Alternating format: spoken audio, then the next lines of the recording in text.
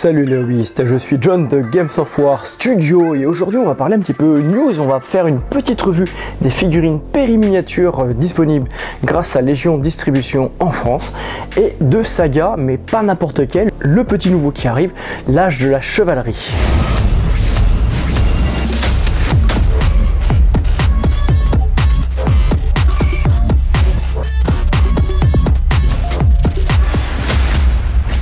Il y a quelques semaines maintenant, Légion Distribution a annoncé la nouvelle de la rentrée de la gamme de périminiatures, donc des frères Perry qui sont des anciens sculpteurs de chez Game Workshop et spécialisés dans l'historique.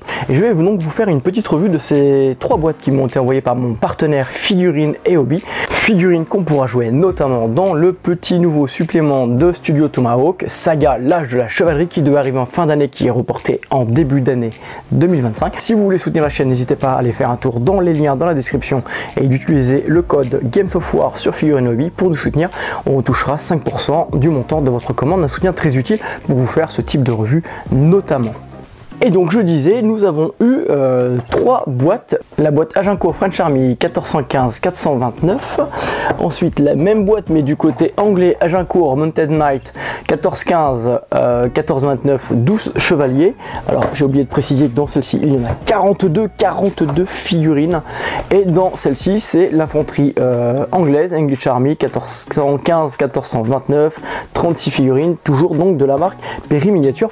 Et je vous propose de découvrir ces figurines. Je vous fais une petite revue rapide pour voir la qualité de ces figurines plastiques avant de parler de l'âge de la chevalerie. Voilà l'hobby, on se retrouve dans la partie atelier, dans mon bazar, pour vous présenter ces trois boîtes. Donc Agincourt French Infantry, English Army et Agincourt Mounted Knight, qui peuvent être utilisés aussi bien pour les Français que pour les Anglais. Et logiquement, avec ces trois boîtes, si vous voulez jouer à l'âge de la chevalerie, vous avez de quoi jouer français-anglais avec 4 points faciles des deux côtés, donc avec vos gardes, avec vos guerriers, avec vos levées, en fonction de comment vous voulez bâtir vos armées, assez facilement. Chaque boîte coûte une trentaine d'euros à peu près, donc c'est plutôt accessible. Ça fait, là ça ferait deux armées pour 90 balles à peu près en moyenne. Donc je vous propose d'ouvrir ces boîtes puis de regarder la qualité tout simplement des figurines. Alors comment se présentent ces boîtes? Tout simplement, donc c'est un petit packaging carton, donc Perry miniature, hein. Les frères Perry, encore une fois, sont extrêmement connus pour leurs figurines accurate comme des Anglais, c'est-à-dire d'une grande précision historique en fonction des périodes. Là on est sur une période précise, mais ça ne vous empêchera pas d'utiliser ces boîtes là pour jouer à l'âge de la chevalerie dans son entièreté ou presque. Et donc ce qui est intéressant, c'est que vous avez en fait énormément de figurines. Vous avez 36 figurines pour 30 balles, ça défie toute concurrence franchement. Donc à l'échelle 28 mm, donc c'est pas du 25, c'est pas tout petit comme les figurines, les anciennes gammes de figurines historiques classiques qu'on avait. Et donc vous avez vraiment à gaver de figurines à l'intérieur, de possibilités, des hommes d'armes, des archers, etc. Pareil donc pour la partie cavalier, c'est exactement la même chose avec les bannières supplémentaires, 12 cavaliers dedans, donc un petit peu moins. Et dans celle-ci elle m'a subjugué, hein, on a quand même 42 figurines pour 30 balles avec pareil avec des hommes d'armes, des archers, etc. C'est quand même, ça défie toute concurrence honnêtement. En termes de prix c'est hyper intéressant. Je crois qu'il y a que Warlord Game qui fait des choses à peu près équivalentes en matière de prix. Par contre là on est vraiment sur des figurines assez accurate sur un plan historique. Alors je vais ouvrir la boîte de cavalier pour voir à peu près à quoi ça ressemble. Donc comme d'habitude dans les figurines historiques vous avez un ensemble de socles, et ça généralement c'est du Renedra, voilà, gagné, donc du socle plastique rectangulaire ou carré en fonction d'eux. Moi je préfère sur l'historique jouer en rectangulaire ou du carré. Je sais pas si c'est parce que j'ai commencé sur du Warhammer Battle et autres, s'il y a un petit peu cette nostalgie, mais je préfère largement jouer sur des socles carrés. J'ai du mal à mettre mes figurines sur des socles ronds. Et donc après on a on a trois grappes donc de cavaliers et avec des têtes de chevaux différents. Il y en a 1, 2, 3, on a 4 grappes de chevaux à proprement parler. Je vais vous faire un gros plan dessus. Et ce qui est hyper intéressant, c'est qu'on a des bannières. On a un petit fascicule à l'intérieur avec des bannières et qui pourrait, ouais, je pense que franchement ça se découpe facilement, on le prend, on le découpe. Des petits modèles de montage, de peinture, etc. et tout de part et d'autre, mais ça peut largement, ouais, on peut le découper et l'utiliser tel quel, je pense que sans aucun problème. Surtout que le papier est de bonne qualité, des semi-glacés. Donc on a des French Armory Banners, donc pour les Français. On a la même chose pour les Anglais, la même chose pour les Germaniques ici. sur cette version, dans cette boîte là. Je vais vous montrer un petit peu la qualité des grappes, je vais vous faire un gros plan dessus, puissiez vous rendre compte un petit peu du matos. Ça sent quand même assez bien fourni, il y a pas mal d'armes différentes, pas mal de profils de chevaliers différents.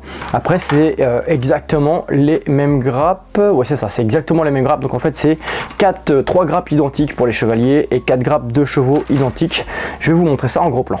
Alors là on est sur la grappe des chevaux, donc vous voyez on a 3 chevaux par grappe, 4 grappes donc de chevaux dans la boîte.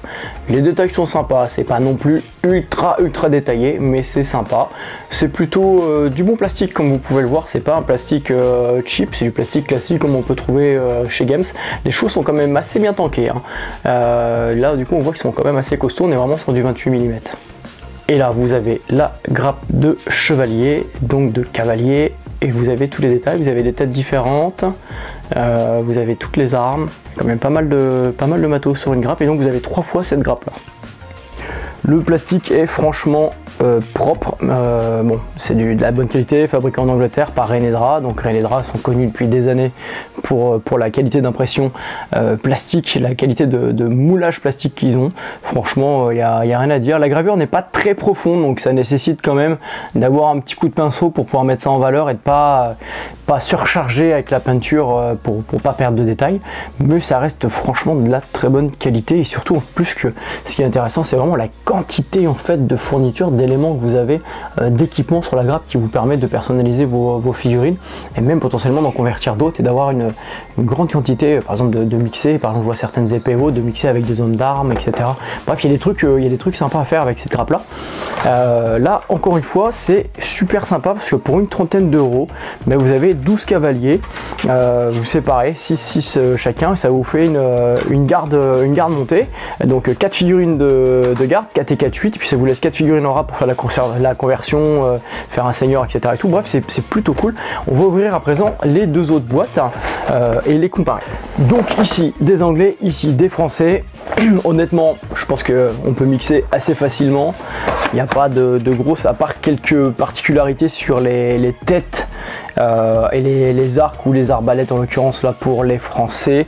Il n'y a pas de grosse différence. Et donc à l'intérieur, alors hop, on peut pas tout mélanger, je vais ranger cette grappe là ici, toc, et à l'intérieur on a pareil, c'est exactement la même chose que pour la boîte des cavaliers. Quelques exemples à l'arrière, on a une petite brochure ici avec des bannières, donc c'est pareil à découper, pouvoir mettre sur les figurines. On a gavé de bannières, franchement c'est hyper sympa.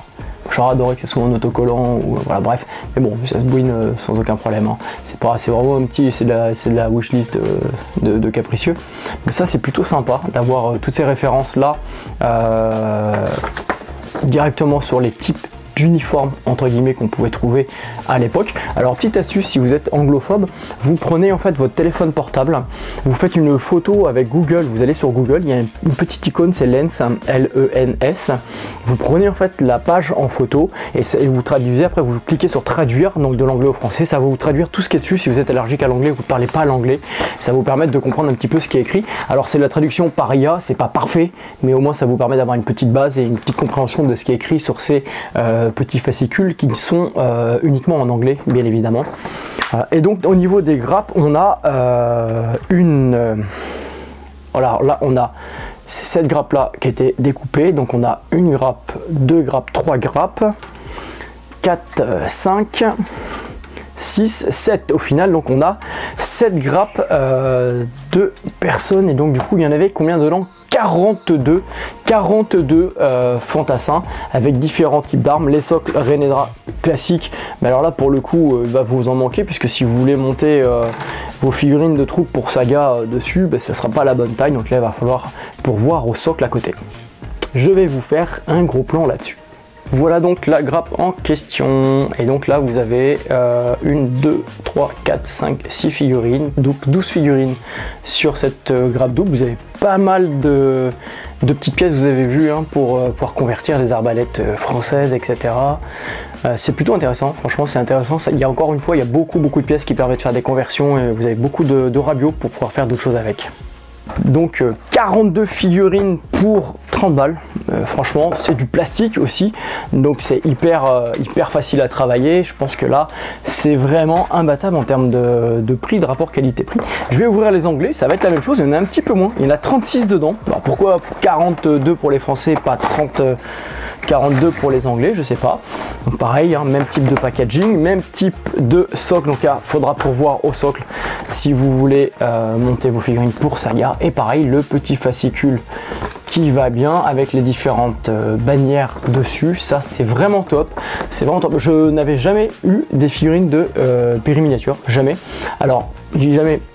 Peut-être que j'en ai eu quelques-unes en métal il y a bien longtemps, quand je jouais à Warhammer Historical et Legend of the Ices, mais je crois que depuis je n'ai jamais eu de figurines Perry, notamment en plastique, donc c'est un peu une découverte pour moi, enfin c'est pas un peu, c'est complètement d'ailleurs une découverte pour moi, et honnêtement je trouve ça bien sympa, ça me fait penser à du Vitrix ou du Warlord Games, ça me fait pour High Caesar notamment, franchement c'est propre, et donc là on a 1, 2, 3, 4, 5, attendez, 1, 2, 3, 4, 5, 6 grappes, pardon, on a 6 grappes d'archers. Alors forcément on a des archers longbow, hein, on est avec des anglais, et c'est plutôt sympa, c'est plutôt bien fait, hein. Franchement c'est joli, et même des détails de bois, les rainures de bois un petit peu sur les arcs, c'est plutôt sympa.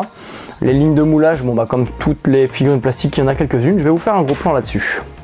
Voilà donc la grappe de figurines en question, bah, vous voyez c'est la même chose que les précédentes, c'est assez détaillé, pas mal de petits objets pour les conversions ou pour vous avez du bits qui vous reste quoi, des entraves, vous avez les flèches qui se posent dans le sol, donc les longbows etc. C'est plutôt cool, franchement c'est vraiment bien, c'est bien foutu. Voilà donc pour cette revue express des figurines que m'a envoyé Figurines et Hobby / Légion Distribution pour jouer à Saga l'âge de la chevalerie. Justement on va parler de Saga l'âge de la chevalerie juste après.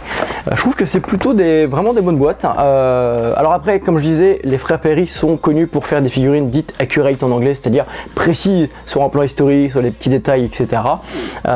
Personnellement je suis pas du tout un spécialiste de l'époque, et en plus même du secteur, enfin de la région. Moi j'ai plutôt une grosse appointance, une grosse connaissance, et ne serait-ce que par mon domaine d'études sur le milieu arabo-musulman ou d'Asie centrale. Du coup je pourrais pas vous dire si c'est réellement accurate ou pas sur les détails des chevaux, sur les détails des entre guillemets uniformes etc.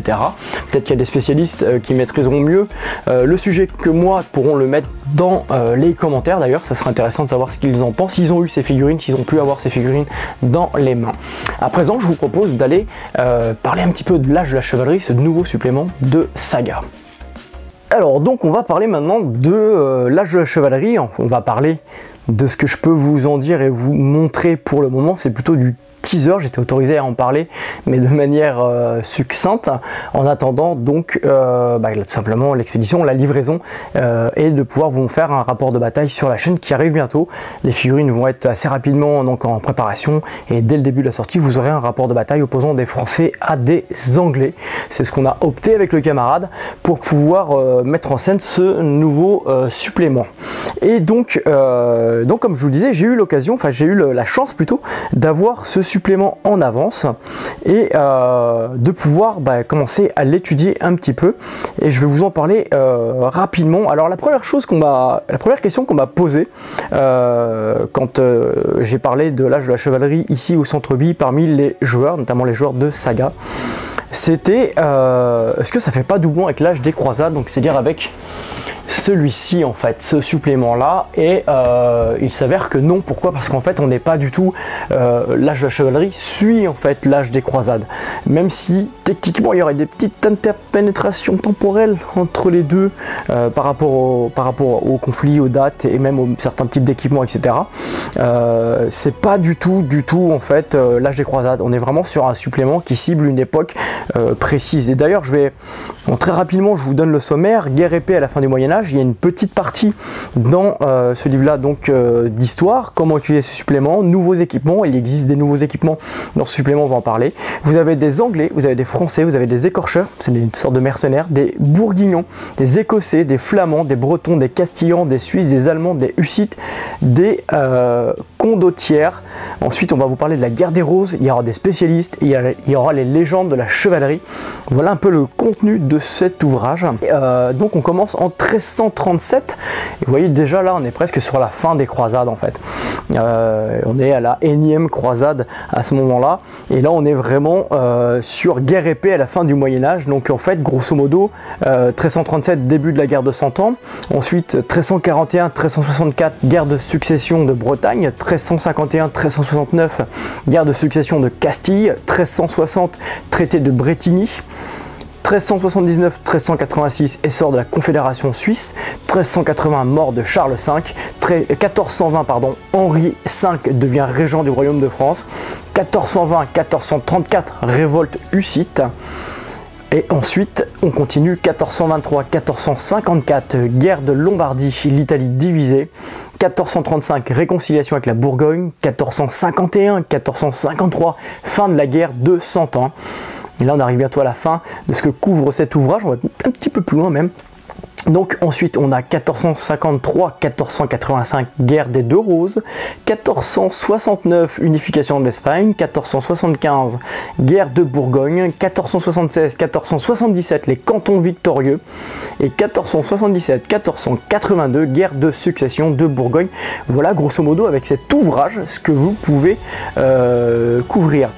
Et plus spécifiquement, donc je vais vous lire juste la petite intro, l'univers saga, l'âge de la chevalerie, vous entraîne à l'époque de la guerre de 100 ans, une succession de conflits opposant les royaumes de France et d'Angleterre, ainsi que leurs alliés entre 1337 et 1453. On a vu tout à l'heure, j'allais jusqu'en 82, parce que avec des plateaux spécifiques, vous pouvez couvrir ces périodes de guerre, mais de base, on est vraiment dans cette période entre 1337 et 1453. Elle vous permet également de recréer, c'est ce que je vous disais juste avant, les armées de la fin du Moyen-Âge, telles que les armées d'ordonnance du duché de Bourgogne et leurs féroces adversaires suisses. Cette période charnière où se sont déroulées des batailles restées célèbres, telles que Crécy et Azincourt, c'est ces boîtes-là, fut propice à l'émergence de guerriers audacieux et de seigneurs intrépides qui continuent d'enflammer notre imaginaire. Tournez les pages de ce livre et marchez dans les traces de Jeanne d'Arc, du Prince Noir et de Bertrand de Guesclin. Voilà l'intro. Au niveau des factions, donc ils disent qu'il y a 12 factions dans cet ouvrage. Très rapidement, je vais les passer sans rentrer dans les détails parce que je n'ai pas encore le droit. Je peux vous teaser un petit peu le contenu. Studio Tomahawk a commencé d'ailleurs à teaser sur sa propre page le contenu du livre. Donc on a les Anglais. Petite intro, cette faction représente les compagnies anglaises menant des chevauchées aussi bien sur le continent en France et dans les royaumes ibériques que contre les Écossais. Donc on a les Anglais, après on a les Français, et cette faction est conçue pour représenter les armées des rois de France ainsi que celles de leurs vassaux, aussi bien les loyalistes que les partisans du roi d'Angleterre, à l'exception de ceux qui sont couverts par des plateaux de saga spécifiques. Ce que je disais, c'est qu'il y a des plateaux spécifiques. Ensuite, on a les écorcheurs. Les écorcheurs, ce plateau regroupe toutes les compagnies de combattants sans employeur licenciés lors des trêves. Ces compagnies de routiers ont ravagé le royaume de France et une partie de l'Europe, notamment dans les années 1360 à 1440. Il me semble d'ailleurs qu'ils ont pas mal sévi du côté du Grand Est d'ailleurs à l'époque. Après, on a les Bourguignons. Ce plateau représente les armées des ducs de Bourgogne tour à tour, soutien et ennemis de leurs cousins les rois de France. Il est surtout indiqué à partir du principat de Philippe le Bon qui recourt à des tactiques faisant la synthèse entre les arts de la guerre français et anglais. Auparavant, les Bourguignons emploient des tactiques similaires aux Français. Voilà. Donc là, pareil, toujours appuyé à cheval, à peu près sur les mêmes modèles, mais je ne vais pas détailler parce que, encore une fois, pour l'instant, je ne peux pas tout vous donner, faire une revue exhaustive du livre. C'est un petit teaser un petit peu de ce que vous allez avoir pour monter vos unités et sans détailler les plateaux d'ailleurs, parce que ça, je ne peux pas encore non plus. Donc après, vous avez aussi des compagnies d'ordonnance pour les Bourguignons. Ensuite, vous avez les Écossais. Les Écossais. Alors, ce qui est drôle, c'est que là, quand on a reçu donc en avance cet ouvrage pour préparer une revue, préparer les rapports de bataille, etc. La première chose que m'a dit Julie, donc mon épouse sur la chaîne, qui m'aide donc à gérer le centre-ville, etc. Elle m'a dit, oh, moi j'ai envie de faire une bataille des Anglais contre les Écossais façon Braveheart. Alors, on est un tout petit peu avant. On est à cheval entre l'ère des croisades et l'âge des croisades et l'âge de la chevalerie. Un tout petit peu avant, mais je pense que c'est un truc qui risque d'arriver sur la chaîne, puisque là on peut jouer des Écossais et il y a moyen, je pense, de se faire une petite bataille comme ça. Sous cette bannière, vous trouverez les troupes des royaumes d'Écosse, aussi bien les armées des gens du commun qui affrontèrent les chevauchés anglais sur leur propre sol, que les armées professionnelles qui offrirent leur service pour combattre les Anglais sur le continent. Parce que les Écossais s'étaient rangés du côté des Français. Et là c'est pareil, donc vous avez les unités écossaises, voilà, vous avez différents types d'unités écossaises, la défense de l'Écosse ou les compagnies professionnelles, et vous avez différents agencements, et elles ont, les guerriers par exemple pour des piques, vous pouvez les avoir à cheval, les lever en des arcs. Je ne vais pas détailler non plus, je vais juste, c'est pas encore une fois, c'est juste un teaser, vous présente un petit peu ce qui va arriver. C'est hyper intéressant, il y a vraiment des grosses possibilités. Ensuite, on va arriver chez les Flamands. Les Flamands, à la fin du Moyen-Âge, les cités flamandes se sont soulevées à plusieurs reprises contre le pouvoir central, rassemblant des armées communales composées en partie de troupes populaires. Des cités et des principautés voisines ont aussi suivi cet exemple, même si elles ne faisaient pas partie du comté de Flandre. C'est notamment le cas de la principauté de Liège.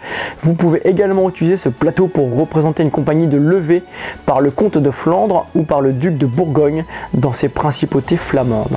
Ensuite, on va arriver chez les Bretons. Cette faction représente les forces des ducs de Bretagne et leurs vassaux durant la guerre de 100 ans et au-delà.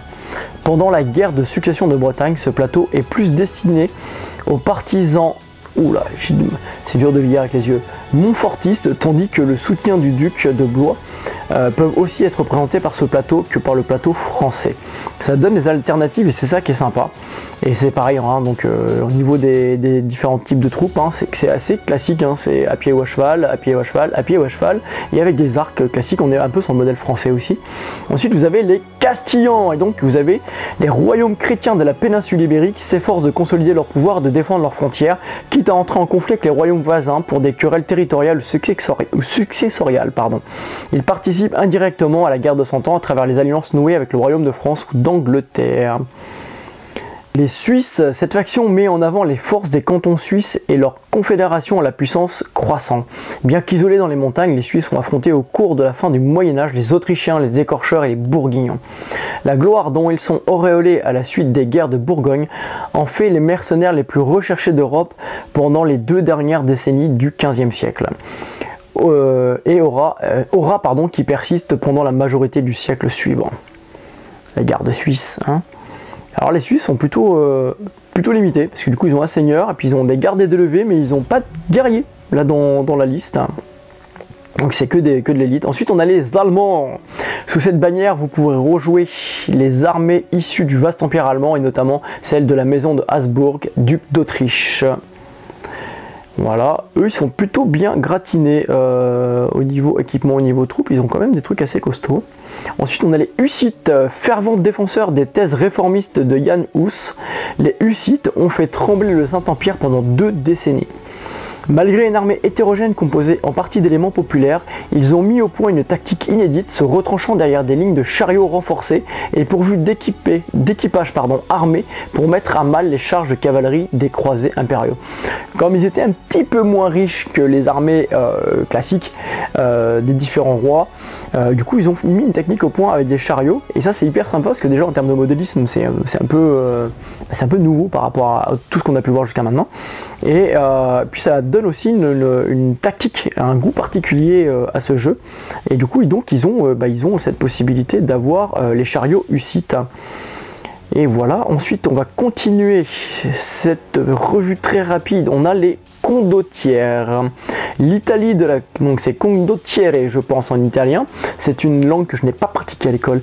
L'Italie de la fin du Moyen-Âge est une région fragmentée où cités-États, royaumes et principautés se livrent à des guerres d'influence. Pour lutter contre des voisins ambitieux ou étendre leur territoire, les communes font appel aux condottiere, donc des capitaines mercenaires à la tête de compagnies d'aventure composées de combattants professionnels liés par un contrat à leur employeur. C'est des SMP, quoi, des sociétés militaires privées. Et là vous avez différents en fait groupements entre guillemets de mercenaires, Florence, État Pontifico, Milan, et avec les règles de faction qui vont derrière, Royaume de Naples, Venise, etc. Donc vous avez quand même pas mal de choses que vous pouvez faire, et il y a une grosse tripotée d'unités florentines, romaines, napolitaines, vénitiennes, etc. Donc il y a vraiment quelque chose de très développé là pour le coup, et pour ceux que l'ère géographique et l'époque intéresse, vous aurez moyen de faire quelque chose de bien sympa. La guerre des Deux Roses. La guerre des Deux Roses est une guerre civile qui oppose les deux plus grandes maisons d'Angleterre pour le trône, les Lancaster et les York. Son nom est inventé au 19e siècle par l'écrivain Walter Scott à partir des livrets des deux familles belligérantes, présentant respectivement une rose rouge et une rose blanche, même si ces livrets n'étaient que peu employés à l'époque. Et il y a un petit passage en historique sur la guerre des Deux Roses et des factions à proprement parler, unité Lancaster et York, qui vous permet justement de jouer ces deux factions à leur époque respective, à cette époque-là. Et après vous avez les légendes de la chevalerie, et donc vous avez un certain nombre de personnages qu'on peut jouer donc dans cette... forcément il y a Jeanne d'Arc, hein, c'est spoil, Jeanne d'Arc, que vous verrez ici dans un rapport de bataille, puisque l'objectif c'est de commencer un rapport de bataille à 4 points, de monter à 6 et arriver à 8 progressivement pour peindre progressivement donc, et maîtriser le jeu progressivement encore une fois, et faire une bataille de Jeanne d'Arc contre l'Angleterre à ce moment-là, avec le décor qui s'impose.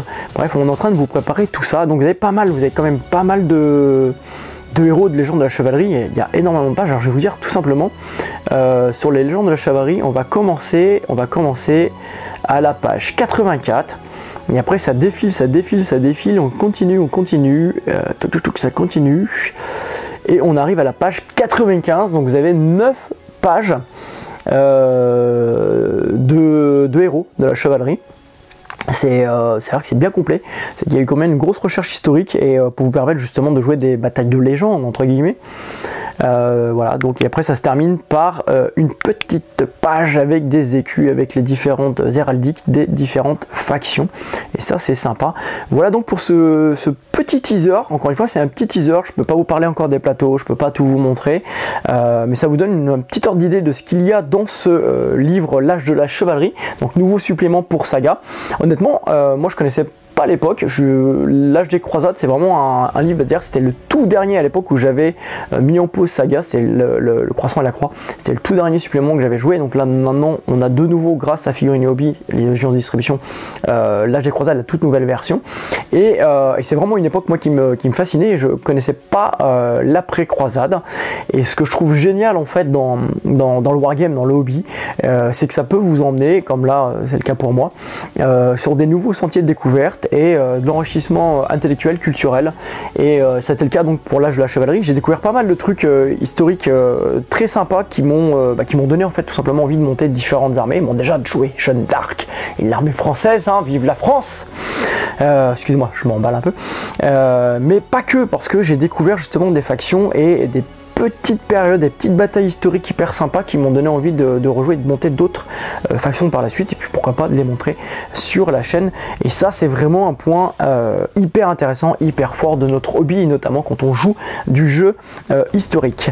Alors je vais faire juste un tout petit point, un tout petit truc au sujet de l'historique, parce que les gens nous ont dit oui mais en fait on est bloqué à rejouer systématiquement des batailles qui ont existé. Et justement il y a un tout petit point dans le bouquin qui m'a fait sourire, et du coup que j'ai lu aux personnes qui m'ont questionné. Les factions ont été conçues pour offrir des parties équilibrées, même si elles ne Les factions ont été conçues pour offrir des parties équilibrées, même si elles ne se sont pas rencontrées historiquement. Après tout, les extrapolations sont l'un des plaisirs du jeu de figurines. On n'est pas esclave de l'histoire. On peut jouer une faction. Si vous avez envie de jouer des Écossais contre des Italiens, pourquoi pas? Si vous avez envie de jouer les cantons suisses qui partent à la conquête de l'Écosse, bon, on n'est pas loin de mon exemple, l'Âge de la chevalerie vous permettra de réaliser votre rêve. Bref, vous n'êtes pas esclave en fait. Encore une fois, vous pouvez jouer à l'Âge de la chevalerie pour jouer des chevaliers. Vous avez envie de jouer des chevaliers. Vous avez des plateaux, vous avez une liste d'armées, c'est un prétexte, vous pouvez faire affronter tout et n'importe quoi entre guillemets. Et je pense même que nous on va faire un petit chassé-croisé en termes de date, on va récupérer quelques unités dans l'Âge des croisades, enfin bref, on va s'éclater. Vous pouvez vous approprier en fait le supplément comme vous avez envie de sortir un petit peu du carcan historique de base. Et ça, c'est plutôt cool. Et d'ailleurs, c'est clairement dit en fait dans le bouquin, quoi. Voilà. Donc voilà, c'était un petit mot que je voulais apporter pour conclure cette petite revue, ce petit teasing de l'âge de la chevalerie. Voilà les hobbies, j'espère que cette vidéo vous aura plu, que cette petite preview, parce qu'encore une fois c'est qu'un teasing, une preview de l'âge de la chevalerie vous aura plu, vous aura fait plaisir. On se retrouvera bien entendu pour une vidéo bien plus détaillée au moment opportun. À l'heure actuelle de toute façon il est en précommande dans toutes les bonnes boutiques et notamment chez Figurines et Hobby. Si c'est le cas, si vous commandez là-bas, n'oubliez pas d'utiliser le code GamesOfWar pour nous soutenir. N'hésitez pas donc à laisser un pouce vers le haut pour pousser la vidéo dans le référencement, dans l'algorithme de YouTube, de faire connaître ces jeux face aux gros 40K et autres jeux de Game Workshop. N'hésitez pas à partager, à commenter. Si vous avez des choses à dire, des choses à demander, des choses à apporter, n'hésitez pas. Ça aussi c'est important pour pousser dans l'algorithme, mais aussi pour partager avec la communauté. Et puis on se retrouve très bientôt pour le rapport de bataille et la revue détaillée. À bientôt les hobbyistes.